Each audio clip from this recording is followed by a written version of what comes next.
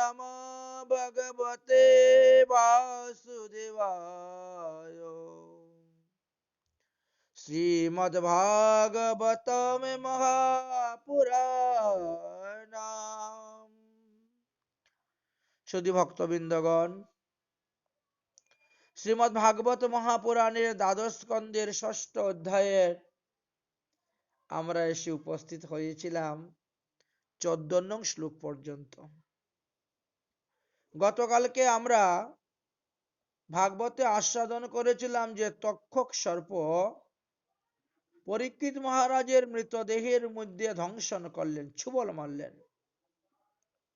তক্ষকের বিষাগ্নিতে তৎক্ষণাৎ ব্রহ্মভূত রাজর্ষি পরীক্ষিতের দেহটা সর্বলোকের সাক্ষাতে ভস্মীভূত হয়ে গেল। ভাগবতে দ্বাদশ স্কন্ধের ষষ্ঠ অধ্যায়ের 14 নং শ্লোকেতে বললেন, আহাকারো মহানাসিদ অদ্ভুত, আহাকারো মহানাসদ্দি ভুবি মে দিক্ষু সর্বত্র, যস্মিতা হি অভবনম সর্বে দেবা সুরনারদা। এই দৃশ্য দেখিয়া ভূতলের যত লোক আছেন, অন্তরিক্ষে যত লোক আছেন, দশ দিক হইতে শুধু খালি আহাকার আহাকার ধ্বনি করতে লাগলেন। অসুরগণ, নরগণ, অন্যান্য প্রাণীগণ সকলেই বিস্মিত হলেন। স্বর্গের দেবতাগণ দুন্দুবি বাজাইতে লাগিলেন। স্বর্গের দেবগণ বিস্মিত হলেন না, তারা আনন্দে দুন্দুবি বাজাইতে লাগিলেন। পরীক্ষিতের সেই ভস্মের উপরে পুষ্প বর্ষণ করিতে লাগিলেন। গন্ধর্বগণ, অপ্সরাগণ পরীক্ষিতের জয় গান করিতে লাগিলেন। সাধু মুখে হরিকথা শ্রবণের এমনই মহিমা। এদিকে একজন দূত দ্রুতবেগে দৌড়ে হস্তিনাপুরে গিয়ে উপস্থিত হলেন এবং জনমেজয়কে সমস্ত ঘটনা খুলে বললেন, হে রাজন, আপনার পিতাকে তক্ষক সর্প ধ্বংসন করিয়াছে, তৎফলে আপনার পিতার দেহ ভস্মীভূত হইয়া গিয়াছে। সুতমুনি বললেন, হে শৌনকাদি ষষ্ঠী সহস্রাণী ঋষিবৃন্দগণ,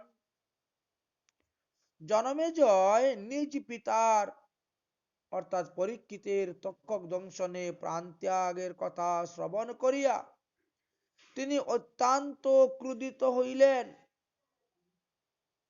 তিনি পিতার অন্ত্যেষ্টিক্রিয়া আদি সম্পূর্ণ করার পর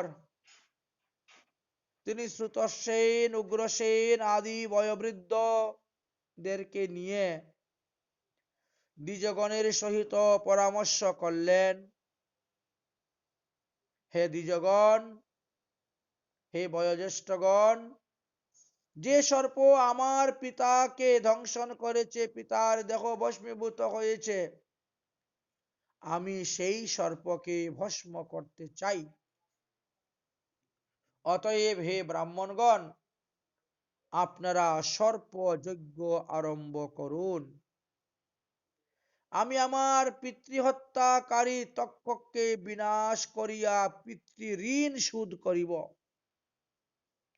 অতঃপর সর্পযজ্ঞ আরম্ভ হইল। দ্বিজগণ মন্ত্রের দ্বারা নাগগণকে যজ্ঞাগ্নিতে আহুতি প্রদান করিতে লাগিলেন। সেই সর্পযজ্ঞের প্রজ্বলিত অগ্নিতে মহামহা সর্পগণ, ক্ষুদ্র ক্ষুদ্র সর্পগণ, নাগগণ, নাগিনীগণ সব পুড়িয়া মরিতে লাগিল, ছাই হইতে লাগিল। তক্ষক সর্প তখন ভয়ে ভীত হয়ে দেবরাজ ইন্দ্রের শরণাপন্ন হইলেন। হে দেবরাজ, আপনি আমাকে রক্ষা করুন। ইন্দ্র তৎক্ষণাৎ আসিয়া বিমানে বসাইয়া তক্ষককে স্বর্গে নিয়ে চলে গেলেন।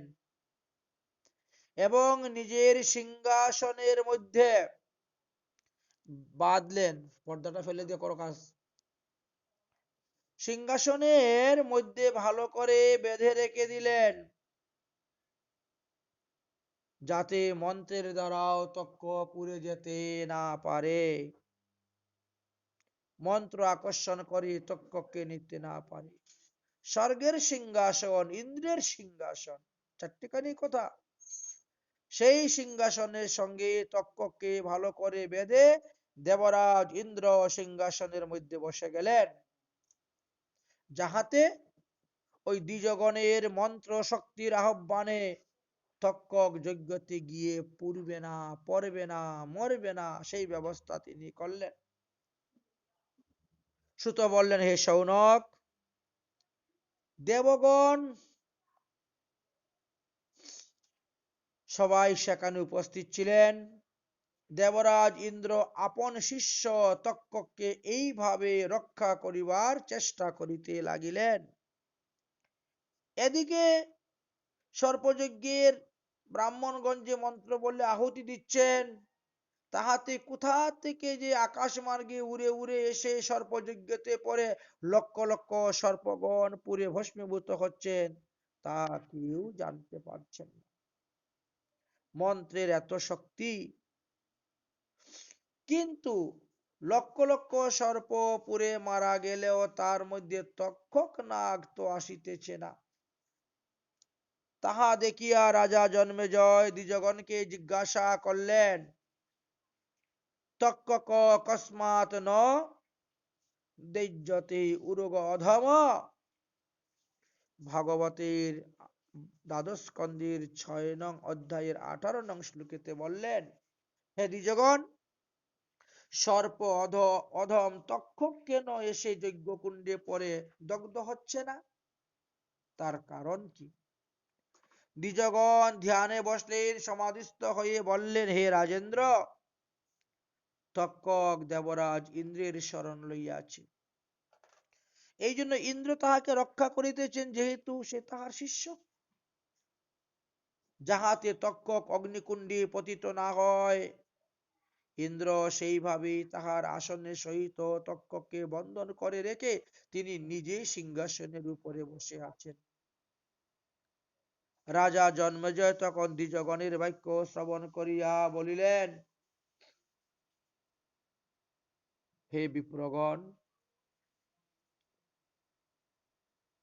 সহ ইন্দ্র তক্ষকো বিপ্রো না অগ্নি কিমতি পত্যতে।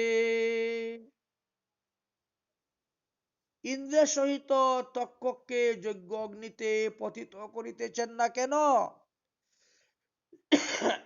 আপনাদের মন্ত্র শক্তি দ্বারা ইন্দ্র সহ, ইন্দ্রের সিংহাসন সহ তক্ষক যেন উড়ে এসে যজ্ঞকুণ্ডেতে পরে ভস্মীভূত হয়, এইরকম মন্ত্র প্রয়োগ করুন, এটাই আমার আদেশ, রাজাজ্ঞা। এখন ওই ইন্দ্রের সহিত মহাসর্প, অধম সর্প তক্ষককে অগ্নিকুণ্ডে নিপতিত করো, আহুতি প্রদান করো। সুতমুনি বললেন, হে শৌনক, বিপ্রগণ তখন রাজা জনমেজয়ের কথা শুনিয়া তারা সেই রকম মন্ত্র উচ্চারণ করলেন। তক্ষক আশু পতুৎসেখে সহেন্দ্রিয়েন মূর্তস্ততা স্বাহা, মন্ত্র বলে ছেড়ে দিলেন। মরুদ্গণ যুক্ত ইন্দ্রিয়ের সহিত তক্ষক আকাশ মার্গে দিয়ে তৎক্ষণাৎ আসিয়া যজ্ঞকুণ্ডতে পতিত হোক, এই রূপে মন্ত্র উচ্চারণ করিয়া যজ্ঞেতে যখন ইন্দ্রের সহিত তক্ষককে আহুতি প্রদান করিলেন, তখন মন্ত্র শক্তির প্রভাবে ইন্দ্রের সহিত তক্ষক সহিত সিংহাসন সহিত স্বর্গ হইতে বিমানের ন্যায় শূন্য মার্গে আসতে শুরু করলেন জনমজয়ের সর্পযজ্ঞের দিকে। দেবরাজ ইন্দ্র তখন অত্যন্ত ভয়ে ভীত বিস্মিত হয়ে কিং কর্তব্য বিমূঢ় হয়ে পড়লেন।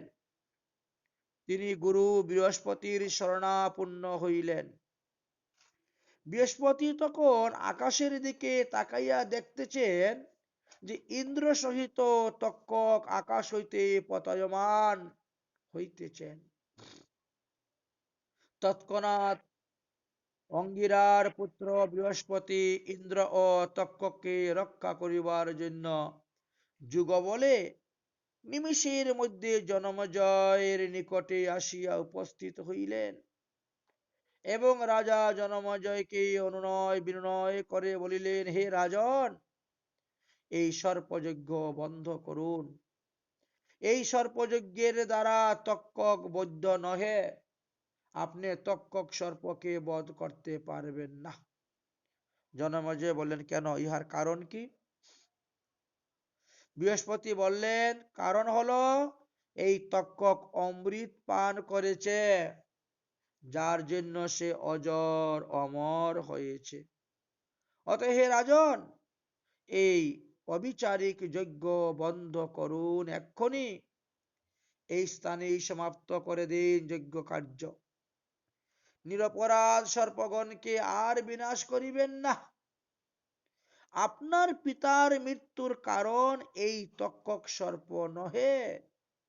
হে রাজন, প্রত্যেকটি প্রাণী মাত্রই তার স্বীয় কর্মের ফল তাকে ভোগ করতে হয়। কর্মর ফল ভোগ করতে হয়, তাই জন্ম, মৃত্যু, স্বর্গ, নরক, এই যে গতাগতি, কর্মফলেই মানুষ লাভ করিয়া থাকে। বাস্তবে প্রাণীগণকে দুঃখ বা সুখ দেওয়ার মতন দাতা অন্য কেউ নয়, ওটা তার নিজের কর্মফল। সর্প চৌর অগ্নি বিদ্যুতেভ্যম কৃব্যত ব্যাধি বিনৈপ্যঃ পঞ্চতো মৃষ্যতি জন্তু মুক্তিতে আরব্ধ কর্মতৎ।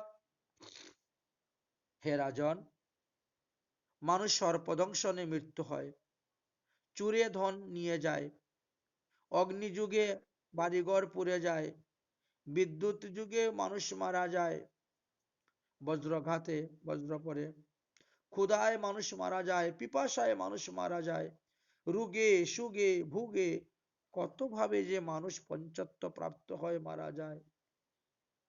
তাহা তো তাহার কেবল প্রারব্ধ কর্ম, এটাই তুমি জানবে। সে তার প্রারব্ধ কর্ম ভোগ করতেছে মাত্র। অতএব রাজন, আপনার পিতার যে মৃত্যু, এই জন্য তক্ষক সর্প দায়ী নয়, আপনার পিতার কর্মফল দায়ী। আচ্ছা রাজন, প্রতিটি জীবই তো 7 দিনের মধ্যেই তো মরতে হয়। আচ্ছা, এই রবিবার, সোমবার, মঙ্গলবার, বুধবার, বৃহস্পতিবার, শুক্রবার, শনিবার, এই তো 7 দিন, আবার রবিবার চলে আসতেছে। সুতরাং 7 দিনের মধ্যেই সবাইকে মৃত্যুবরণ করতে হইবে, দিন তো আর 8 নাই। কেবল যে পরীক্ষিতের মৃত্যু হয়েছে তা নয়, সকলকেই এই 7 দিনের মধ্যেই যেতে হবে। কেননা বার তো 7টাই, 8টা তো কোনো বার নাই। হে রাজন, তক্ষক যে আপনার পিতাকে ধ্বংসন করিয়াছে, ইহাতে তক্ষকের কোনো অপরাধ নাই। আর আপনি যে নিরপরাধ সর্পগণকে যজ্ঞকুণ্ডের মধ্যে দগ্ধ করিয়া মেরেছেন, ইহাতে আপনারও অপরাধ নাই। কারণ প্রাণী মাত্রই নিজ নিজ কর্মের ফল ভোগ করে। সুত বলিলেন, হে শৌনক আদি ঋষিগণ, বৃহস্পতির এইভাবে নীতিশাস্ত্র যুক্ত উপদেশ বাক্য শ্রবণ করিয়া রাজা জন্মেজয় সর্পযজ্ঞ বন্ধ করে দিলেন। তিনি সর্পযজ্ঞ হইতে নিবৃত্তি হলেন।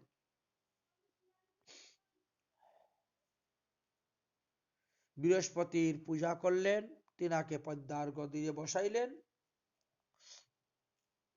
দেবগুরু বৃহস্পতি এইরূপ ভাবে ইন্দ্র এবং তক্ষকের প্রাণ রক্ষা করিয়া তিনি যথাস্থানে প্রস্থান করিলেন।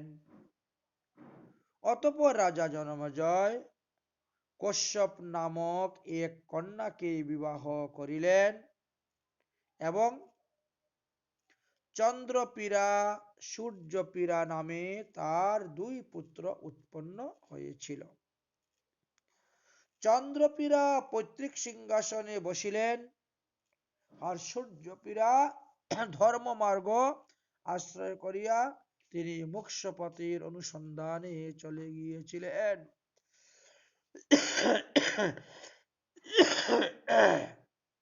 একদা রাজা জনমেজয় অশ্বমেধ যজ্ঞের অনুষ্ঠান করতে চাইলেন। সেই সময়ে কৃষ্ণ দ্বৈপায়ন বেদব্যাসজি উপস্থিত হলেন। তিনি বললেন, হে জন্মেজয়, গঙ্গা তুয়েন সম্পূর্ণ যথা কুম্ভং প্রদিশ্যতে সুরয়া বিন্দনাম লিপ্তং মধ কুম্ভ প্রজায়তে। গঙ্গার জল দিয়ে মদের বোতল ধুইলে, মদের পাত্র ধুইলেও তাহা শুদ্ধ হয় না, অশুদ্ধই থেকে যায়। ঠিক তেমনি ভাবে তুমি অশ্ব আদি প্রাণীগণকে বধ করে অশ্বমেধ যজ্ঞ করে তুমি যে পাপের প্রায়শ্চিত্ত করতে যাচ্ছ, এতে তো পাপের প্রায়শ্চিত্ত হবে না, বরং আরো প্রাণী হিংসার পাপ তোমার গায়ে লাগবে। অতএব এই যুগে আর তোমার যজ্ঞের প্রয়োজন নেই। কারণ ভগবান শ্রীকৃষ্ণ যেদিন নিত্যধামে চলে গেছেন সেদিন থেকে কলিযুগের আরম্ভ হয়ে গেছে। তোমার পিতা মারা গিয়েছেন কলিযুগের প্রায় 30 বৎসর থেকে একটু বেশি হয়ে গেছে কলিযুগের। তাহলে তোমাকে যুগধর্ম অনুসারে তুমি কাজ করো। কলিযুগের যুগধর্ম হলো হরিনাম সংকীর্তন। হরিনাম রূপ সংকীর্তন যজ্ঞের দ্বারাই শ্রীহরির অর্চন করিতে হইবে। যদিও তোমার পূর্বপুরুষগণ, মহাজনগণ, যুধিষ্ঠির মহারাজ আদি তারা রাজস্বীয় যজ্ঞ করেছেন, কিন্তু এতে কি হলো? রাজস্বীয় যজ্ঞ করিয়াও তো তারা বিনাশপ্রাপ্ত হইলেন। তোমার পূর্ব পিতামহগণ কালবশে যুগধর্ম অনুসারে প্রাণীহিংসারূপ বিরুদ্ধের পথে গমন করিয়াছিলেন, কিন্তু এখন তো আর সেই যুগধর্ম নাই। প্রতিটি যুগে যুগে যুগধর্মর পরিবর্তন হয়। সুতরাং এই অশ্বমেধ যজ্ঞ সংকল্প তুমি ত্যাগ করো, এতেই তোমার মঙ্গল হইবে। কারণ কলিযুগের জন্য 5টি অন্যান্য যুগের ধর্মকে নিষেধ করা হয়েছে। অশ্বমেধং গবালম্বম সন্ন্যাসং ফলপত্রিকাম দেবেরেণ সুতৎপত্তি কলৌ পঞ্চ বিবর্জয়েৎ। হে রাজন, এই কলিযুগে অশ্বমেধ যজ্ঞ নাই, নরমের যজ্ঞ নাই, গোমের যজ্ঞ নেই, বাজপেয় যজ্ঞ নেই, এবং শ্রাদ্ধেতে মাংসাদি আমিষ দ্রব্য ব্যবহার করা নিষিদ্ধ। বিভৎস সন্ন্যাস আশ্রম গ্রহণ করাও নিষিদ্ধ। দেবরের দ্বারা সন্তান উৎপাদন করাও নিষিদ্ধ। সুতরাং এই 5টি নিষেধ বাক্য যত্নের সহিত পালনের চেষ্টা করো, যেহেতু তুমি কলিযুগের মানুষ। জন্মেজয় অতঃপর অশ্বমেধ যজ্ঞের অনুষ্ঠান বন্ধ করে দিলেন, নিবৃত্ত হয়ে গেলেন। সুত বললেন, হে শৌনকাদি ঋষিগণ, নমো ভগবতে তস্मै কৃষ্ণায় কুণ্ঠমেধসে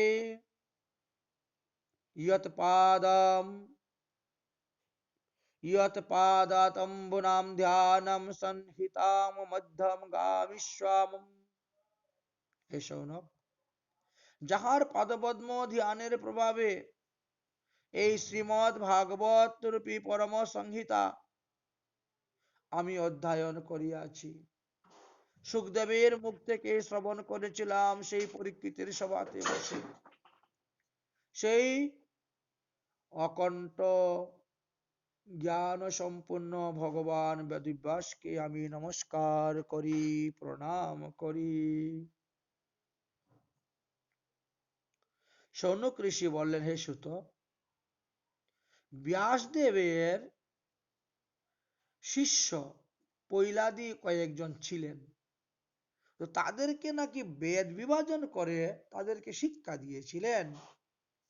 তো কোন কোন শিষ্যকে কি কি বেদ শিক্ষা দিয়েছিলেন তা যদি একটু আমার নিকটে প্রকাশ করতেন তাহলে খুব ভালোই হতো।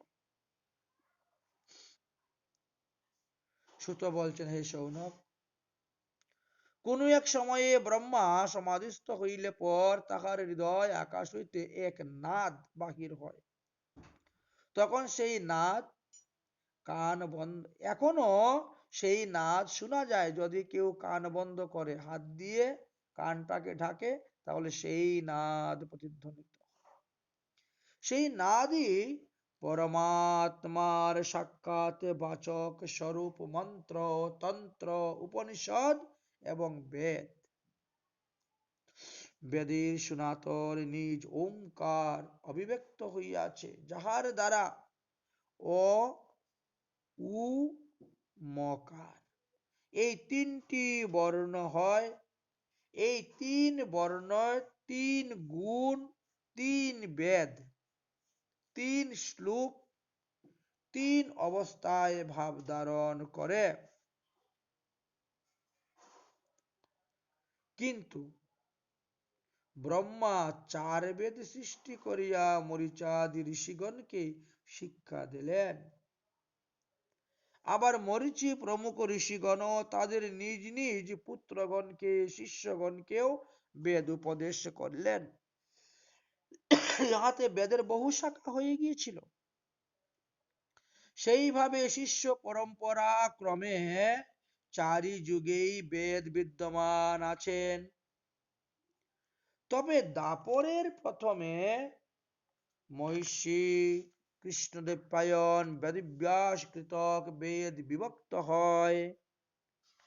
কালক্রমে লোক সকল যখন অল্প আয়ু, অল্প শক্তি ও মেধাহীন হইতে থাকিলেন, ব্রহ্মর্ষিগণ নিজ নিজ হৃদয় স্থির করিয়া বৃহৎ বেদকে ক্ষুদ্র ক্ষুদ্র বহু শাখায় বিভক্ত করলেন। সেই অবসরেই শ্রীহরির অংশ অবতার রূপে পরাশুর সুতের, পরাশুর হইতে সত্যবৃত্তিতে ব্যাসদেব অবতীর্ণ হইলেন এবং তিনি এই বেদকে চার ভাগে বিভক্ত করিয়া ঋক, অথর্ব, যদু ও সাম এই চারখানি সংহিতা প্রণয়ন করিলেন। তারপর বেদব্যাস তাহার চারজন শিষ্যকে সেই চারখানা সংহিতা শিক্ষা দিলেন। যেমন মনে করেন, পৈল নামক শিষ্যকে বৃহত্তে চাক্য আদি ঋক সংহিতা প্রদান করলেন। বৈশ্বম্পায়নকে নিগদ নামক যজুর্বেদ প্রদান করলেন। জৈমিনীকে সামবেদের ছন্দোজ্ঞ সংহিতা প্রদান করলেন। আর সুমন্তকে অথর্ব অঙ্গিরস সংহিতা প্রদান করেছিলেন। হে শৌনক, এখন ঋগ্বেদের বিভাজনের কথা বলিতেছি, শুনো। ব্যাসদেবের শিষ্য পৈল ঋষি ঋগ্বেদকে নিয়ে ইনি আবার দুই ভাগে বিভক্ত করলেন। একটা হলো ইন্দ্রপ্রমতি, দ্বিতীয় হলো বল্কলোকে সেই উপদেশ করিলেন। তারপর এই বাল্কলোক আবার নিজ সংহিতাকে চার ভাগে ভাগ করলেন। তো এখানেই তো 6টি ভাগ পেয়ে গেলেন আপনি। তিনি কি করলেন? বুদ্ধ, যজ্ঞবল্ক, পরশর, অগ্নিমিত্র এই চারজন শিষ্যকে অধ্যয়ন করলেন, আরো 4টা শাখা বেড়ে। আর ইন্দ্র প্রমথিত ও শিব সংহিতা নিজ তনয় কবি মার্কেন্ডীয় মুনিকে বলেছিলেন। তারপর মার্কেন্ডীয়র শিষ্য হলেন দেবমিত্র, সৌভারী প্রমুখ। তাদেরকেও সিংহ সংহিতা সকল উপদেশ করেছিলেন। এইভাবে আমরা ঋগ্বেদের মধ্যে 9টি শাখা দেখতে পাই। তারপরে মার্কেন্ডীয় তনয় শালক্য স্বীয় সংহিতাকে আবার 5 ভাগে বিভক্ত করেছিলেন: বাৎস, মুদ্গল, শালীয়, গুশকুল্য, শিশির। তাই এখানে তো আমাদের 15টি হয়ে গেল। এই 5 জনকে এইভাবে বিভক্ত করে দান করেছিল। অতঃপর শাইলক্য নিজ শিষ্য জাতুকর্ণ মুনিকে দিয়েছিলেন। আবার সিংহ সংহিতাকে বলাক, পৈল, জবাল ও বিরজয়কে অর্পণ করেছিলেন। এইভাবে ঋগ্বেদেরই আমরা 20টি শাখা পেয়েছি। তখন বাল্যক্য পুত্র বালকলিপ প্রত্যেক শাখা হইতে কিছু কিছু সার সংগ্রহ করে নিয়ে এসে তিনি বাল্যকিল্য নামে একখানা সংহিতা প্রণয়ন করেন। কিন্তু বলায়নী, ভোজ্য ও শিশির এই 3 জন অসুর সেই সংহিতা চুরি করে নিয়ে যায়। হে শৌনকাদি ঋষিগণ, বৃহচ্চা সংহিতাহীনম এবি ব্রহ্মর্ষিভিধৃতঃ শ্রুতেশ্চ ছন্দশ্চাং ব্যাসম সর্বপাপৈ প্রমুচ্যতে। এই পূর্বোক্ত বৃহৎ সংহিতা অর্থাৎ ঋগ্বেদের বিভাগ শ্রবণের মানব সর্বপাপ হইতে মুক্তি লাভ করিয়া থাকে। এখন আমি যজুর্বেদের বিষয় নিয়ে আলোচনা করব। সেটাকে কত ভাগে বিভাজন করা হয়েছিল। তো বৈশায়নকে শিক্ষা দিয়েছিলেন যজুর্বেদ। বৈশায়নের বেশ কিছু শিষ্য ছিলেন, তন্মধ্যে যজ্ঞবল্ল ছিলেন উত্তম। বৈশায়ন সেই সমস্ত শিষ্যদেরকে যজুর্বেদ শিক্ষা দিলেন। তারপর কোনো এক কারণবশত বৈশম্পায়নের ব্রহ্মহত্যা পাপ লেগে যায়। তিনি যখন ব্রহ্মহত্যা পাপে লিপ্ত হইলেন, তখন যজ্ঞবল্ল ব্যতীত অন্যান্য শিষ্যগণ গুরুদেবকে ব্রহ্মহত্যা পাপ হইতে মুক্তি করিবার জন্য তারা পাশ্চিত্র আচরণ স্বরূপ চন্দ্রায়ন ব্রত করিতে লাগলেন। সেই জন্য দেবরাতির পুত্র যজ্ঞবল্ল অত্যন্ত খেদ করিয়া গুরু বৈশম্পায়নকে বলিলেন, হে গুরুদেব, এই চরকাধুয় ব্রাহ্মণগণ অল্প শক্তি সম্পূর্ণ। ইহারা চন্দ্রায়ন ব্রত আচরণ দ্বারা আপনার ব্রহ্মহত্যা পাপের প্রায়শ্চিত্ত যে কতটুক করবে, কতটুক ফল লাভ হইবে, তা আমি বুঝতে পারতেছি। সুতরাং আপনি ইহাদিগকে ব্রত আচরণ হইতে নিবৃত্ত করুন। আমি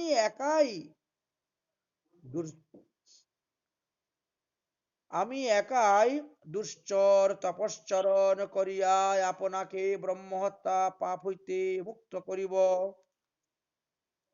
বলছেন, হে শৌনক, যজ্ঞবল্কের বাক্য শ্রবণ করিয়া বৈশম্পায়ন অত্যন্ত ক্রোধিত হয়ে বলেন, এই হতভাগা, যা বলেছ তা আর কখনো মুখে আনবি না। চুপ কর। তোমার মতন ব্রাহ্মণ অপমানকারী শিষ্যর আমার প্রয়োজন নেই। গু ব্রাহ্মণ হিতায় চ, ভগবান গু এবং ব্রাহ্মণের হিত সাধন করেন, আর তুমি ব্রাহ্মণের নিন্দা করতেছ, ব্রাহ্মণের অপমান করিতেছ। তোমার মতন ব্রাহ্মণ অপমানকারী শিষ্য আমার প্রয়োজন নেই। অতএব আমি এতদিন যাবৎ তোমাকে যে যজুর্বেদ শিক্ষা দিয়েছিলাম, আমার নিকটে অধ্যয়ন করে তা সব কিছু পরিত্যাগ করো, আমাকে ফেরত দাও, সত্তর ত্যাগ করো, আর শীঘ্রই এখান থেকে চলিয়া যাও। হে শৌনকাদি ঋষিগণ, গুরু বৈশ্যপায়নের বাক্য শ্রবণ করিয়া যজ্ঞবল্ল তৎক্ষণাৎ যজুর্বেদ বমি করে দিয়ে দিলেন। এই নেন আপনার যজুর্বেদ। সেখান থেকে তিনি প্রস্থান করে চলে গেলেন। অন্যান্য মুনিগণ তাহা দেখিয়া বিস্মিত হয়ে গেলেন।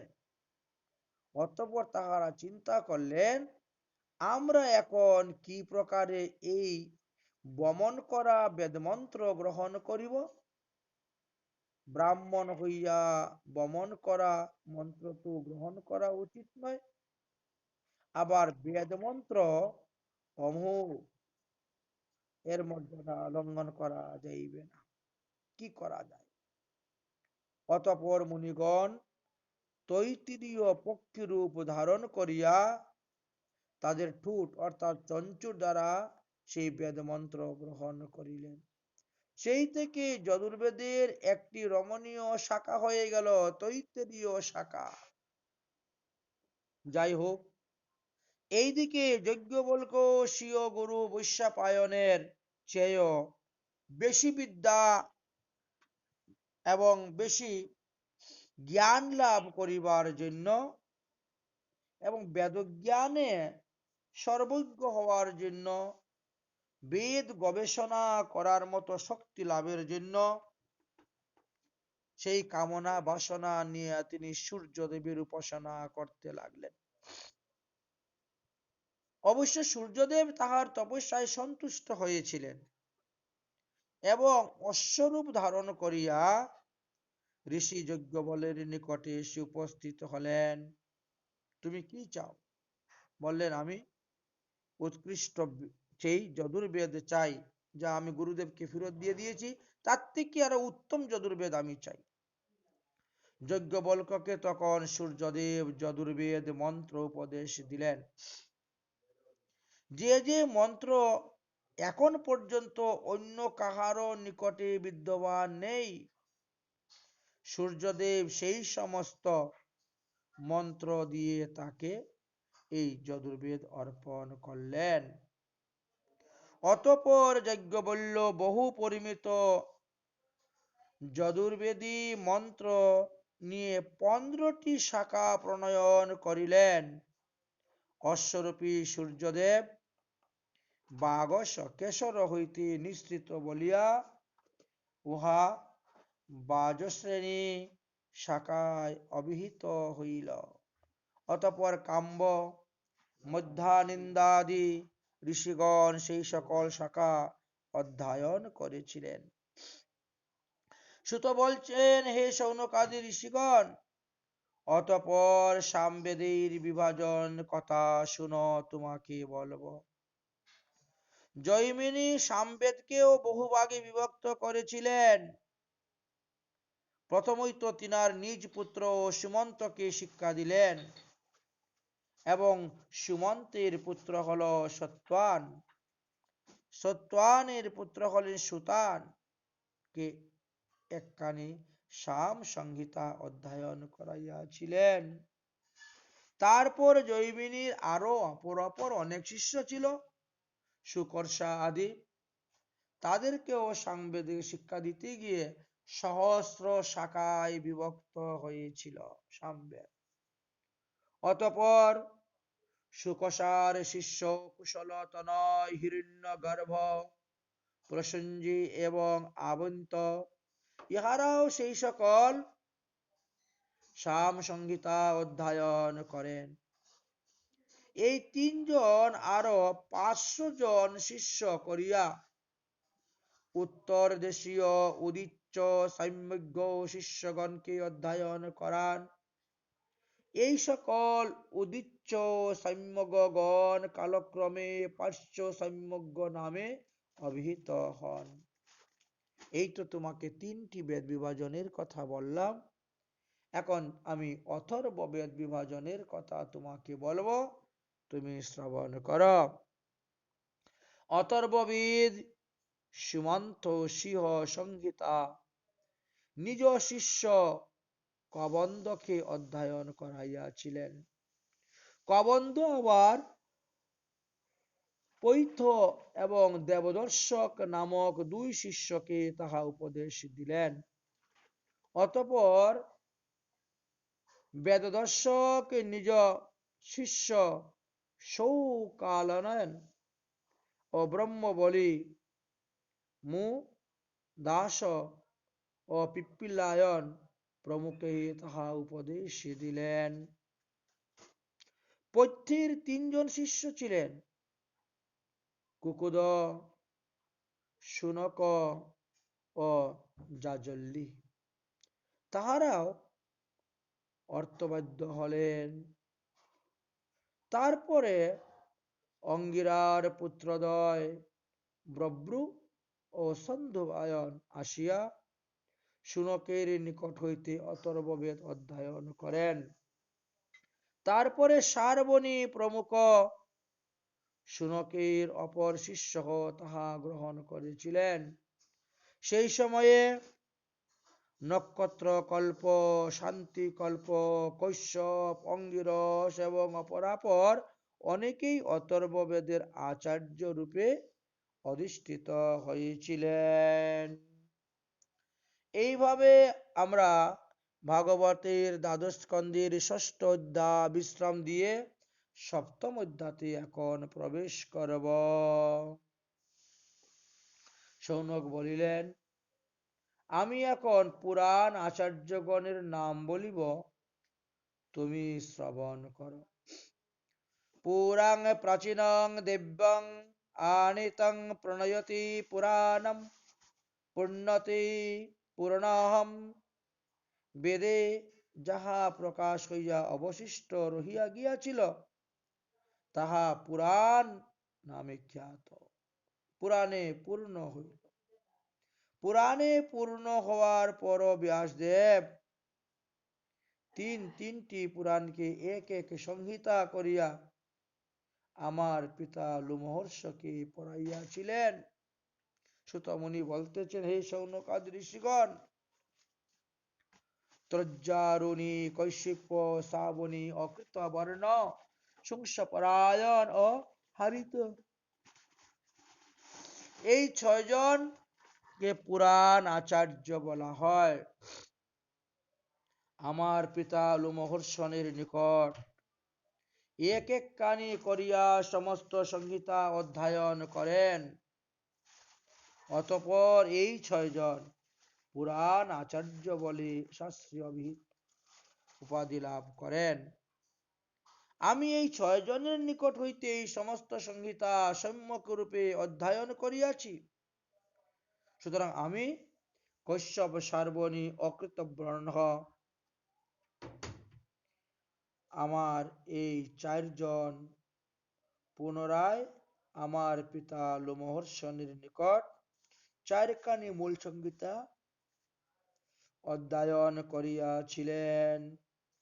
হে শৌনক, এখন বেদ শাখা অনুসারে ব্রহ্মর্ষিগণ দ্বারা কিভাবে নিরূপণ হয়েছে সেই পুরাণের লক্ষণগুলা আমি তোমাকে বলিব, তুমি শ্রবণ কর। প্রত্যেকটি পুরাণে পৃথক পৃথক বিষয়বস্তু বর্ণন হইলেও পুরাণ প্রসঙ্গ 10টি লক্ষণ আছে। যেমন আমাদের ভাগবতে 10টা লক্ষণ আছে, ঠিক তেমনি ভাবে প্রতিটি পুরাণের মধ্যেও 10টি লক্ষণ দেখতে পাওয়া যায়। 10টি লক্ষণ আছে। কি কি? 1 নম্বর, এই বিশ্বেই পুরাণ প্রকাশ। 2, বিশ্বজীবের সৃষ্টি। 3, বিশ্ব জগতের বৃত্তি। 4, বিশ্ব জনগণের রক্ষা।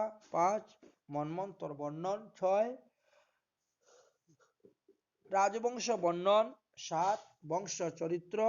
8, বংশ স্থিতি। 9, জীবগণের আশ্রয়। 10, অপাশ্রয়।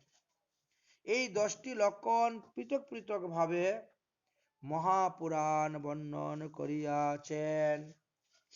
তন্মধ্যে 5টি লক্ষণ যুক্ত হইলে তাকে ছোট পুরাণ বা অল্প স্বল্প পুরাণ বলা হয়, আর 10টি লক্ষণ যুক্ত হইলে তাকে মহাপুরাণ বলা হয়। মুনি ঋষিগণ এই প্রকার লক্ষণ যুক্ত অষ্টাদশ পুরাণ প্রণয়ন করিয়াছেন। ব্যাসদেব এই কথা বললেন। তার মধ্যে কোনখানি ক্ষুদ্র কলেবর, আবার কোনটি বা বৃহৎ কলেবর। মহিষী বেদব্যাস কৃতক বেদের শাখা রূপে প্রণীত হইলে অষ্টাদশ পুরাণের নাম এখন তুমি শ্রবণ কর। যেমন 1 নম্বর বিষ্ণু পুরাণ, 2 নম্বর নারদ পুরাণ, 3 নম্বর গরুড় পুরাণ, 4 নম্বর পদ্ম পুরাণ, 5 নম্বর বরাহ পুরাণ, 6 নম্বর শ্রীমদ্ ভাগবত মহাপুরাণ। এই 6খানি পুরাণকে সাত্ত্বিক পুরাণ বলা হয়েছে। তাহলে এই 6টিকে সাত্ত্বিক পুরাণ। তারপরে দেখা যাক বাকি 6টা। তাহলে 7 নম্বরে ব্রহ্মাণ্ড পুরাণ, 8 নম্বরে ব্রহ্মবৈবর্ত পুরাণ, 9 নম্বরে মার্কেন্ডীয় পুরাণ, 10 নম্বরে ভবিষ্য পুরাণ, 11 নম্বরে বামন পুরাণ এবং 12 ব্রহ্ম পুরাণ। এই যে 6টি, এই 6টিকে রাজস্বিক পুরাণ বলা হয়েছে। তারপরের 6টাকে তামসিক বলা হয়েছে। অর্থাৎ তামসিকের মধ্যে কে কে পড়তেছে? মৎস্য পুরাণ 13 নম্বর মৎস্য পুরাণ, 14 নম্বর কুর্ম পুরাণ, 15 নম্বর লিঙ্গ পুরাণ, 16 নম্বর শিব পুরাণ, 17 নম্বর স্কন্দ পুরাণ, 18 নম্বর অগ্নি পুরাণ। সুতরাং এই 6টাকে তামসিক পুরাণ বলা হয়েছে। এই যে অষ্টাদশ পুরাণ সমূহ, এগুলা শিষ্য প্রশিষ্য পরম্পরা ক্রমে ব্রহ্ম তেজ বিদবদ জানিবে, গুরু পরম্পরা ক্রমে তারা প্রাপ্ত হইয়াছেন, অত্যন্ত শক্তিশালী। তাহলে এইভাবে আমরা ভাগবতের দ্বাদশ স্কন্ধের সপ্তম অধ্যায় সংক্ষেপে আস্বাদন করলাম। তারপরে অষ্টম অধ্যায়ের কথা বললেন।